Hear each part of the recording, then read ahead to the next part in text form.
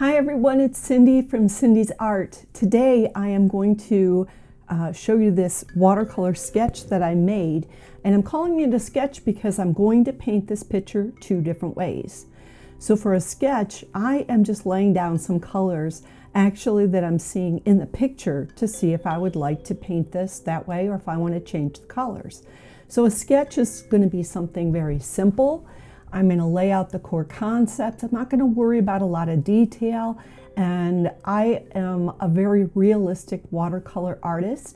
So one of the fun ways that I challenge myself is to paint a little bit more abstract or a little bit more loosely. That's what I'm going to focus on today. And so for this lesson, I'm using a watercolor pencil. Now this pencil is great because when I sketch out the picture and then I go to paint, those lines are going to disappear. And one of the things I will do is use a gray soft eraser that I can stretch and pull on. And I'm going to use that to roll on top of my lines to lighten them up before I paint. And I'm doing that because I have some lines drawn where the white is. And I don't want to leave these dark marks. But for the purpose of sketching, what I did was really bump up the color and the contrast so you could see what my sketch looked like.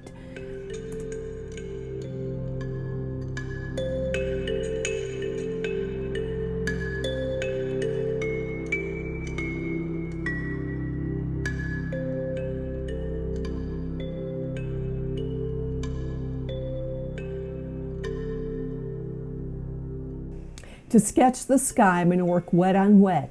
I'm wetting down that paper, and I lay down quite a bit of water in there because my room is quite dry, and that will dry fast. So don't be afraid to put water down. I'm using arches, it's cotton, and it will absorb that water. So don't be afraid of water if you're using a great paper to paint with. I'm using ultramarine blue mixed with cerulean and a little bit of peacock in order for me to get these vibrant blues.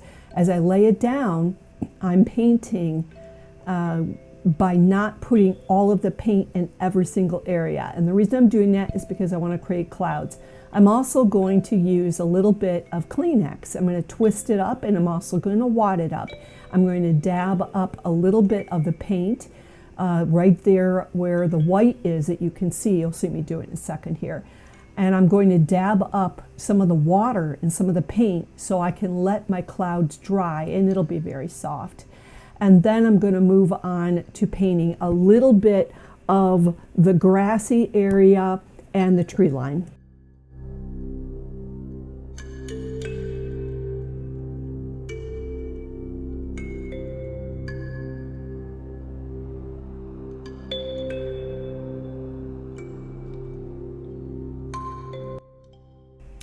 To create some of the land, I'm going to do wet on dry, meaning that I've got water and paint on my brush, and I'm painting it on the dry paper. And even though I'm doing that, you can see I paint in a line, and then I add a little bit of dark green in there. It's going to blend on its own, so that becomes wet on wet, but I'm starting off with wet on dry. I'm going to sketch out a little bit of the tree line, then I'm also going to lay down some of the grassy field. And I can do this while my sky is drying, and I'm just going to make sure that these trees do not touch that sky. And the reason why is if I did touch it and the sky's wet, the green is going to bleed upward and go into those clouds, and I don't want that.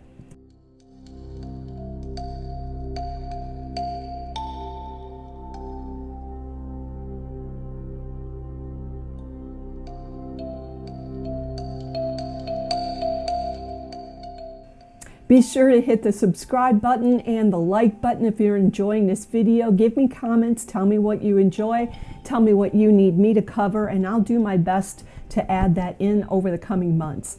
So I'm laying in some of this beautiful light green. I've got a little bit of yellow ochre in there. The yellow ochre has got a brownish tint to it. That's what I'm adding in right there in the back. And then this light green in the front is going to be oh gosh, it's like a horizon green, and it's but I mix it with gamboge and I'm making it very, very bright, vibrant. So I'll have those colors listed down in the description for you. And the buildings, what I'm going to do is work wet on dry again, and I'm going to use those bright colors that I found in the windmill. And just remember, go outside the box. If I wanted to paint the windmills or portions of the building different colors, so what? Who cares? I'm the one that's looking at the photo. Nobody else is going to see that. So remember, you don't have to paint a photo. You just need to paint. Painting is artistic, and you will find your voice as you continue to paint regularly.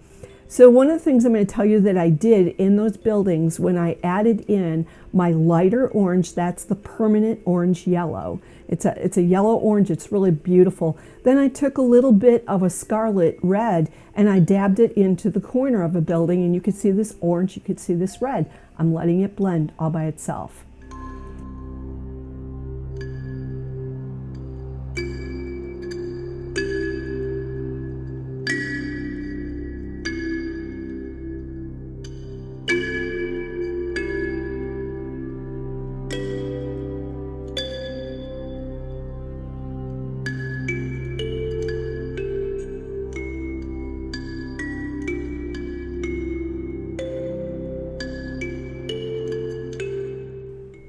Now these buildings I am painting with a little bit of a darker brown. One of the ways that I will create like a grayish brown is by using ultramarine blue deep mixed with burnt umber. And the brown plus this blue actually equals gray. It's kind of fun to play with. And you can try your browns and mix up a little bit of maroon and you'll have a reddish brown. But try different colors with your browns to see what you can come up with and get a grayish color. Purple actually mixed with orange will give you a gray as well. They're opposite on the color wheel, but the blue and the brown are not. So anyway, just a fun little tip. And I've used my indanthrone blue or a indigo blue and mix it with like a deep green, and I'll get some really cool vibrant green colors. Anyway, I digress. So I'm going to paint in a few of the details into the background, and this is a sketch. It is not meant to have a ton of detail. All I'm doing is capturing where some of the darker tones are that are on the reference sheet. There's your reference photo, and if I blew that up, I will find some dark lines near the water, and it's going to be the water that's furthest away from me where the buildings are in the background. There's some nice dark trees. Capture those. You can always see light better if you've got some beautiful darks in this. And one of the things I'm deciding is, do I want to paint a picture that has the green colors in this photo, or do I want to try some different colors? I could do a yellow field, I could do an orange field, and I do like the little hay bales that are in there. So I'll add a little bit of a sketch towards the end here, and I'm going to do that by grabbing my Mincho pen.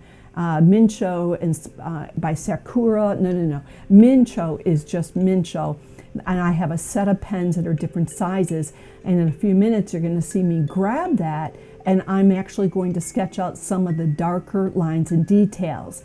And I'm doing that because I'm reminding myself this is a sketch. Have some fun. Don't try to be pretty and perfect all the time. Sometimes painting is relaxing and playing with colors. And this picture, I did the sketch because I had a stressful week and I just needed to chill.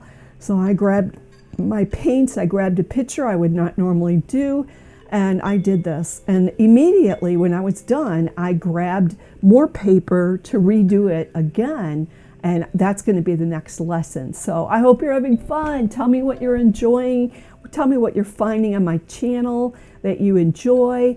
You could follow me on Instagram, Facebook, and other places, and you could show me your work. I would love to see your work. So my contact information is in the description of my channel, including my email address, guys.